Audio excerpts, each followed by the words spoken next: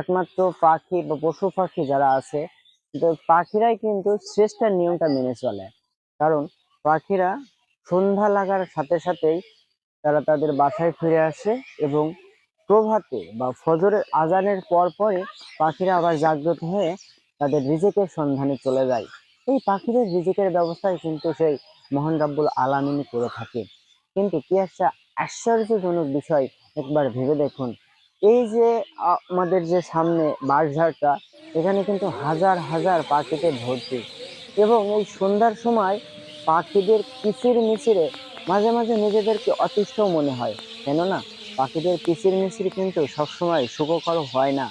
যদি কারো একটু শরীরটা খারাপ থাকে বা ভালো না লাগে, সেই সময় কিন্তু পাখিদের এই কিচির মিচিরটা একটু বিরক্ত মনে হয়।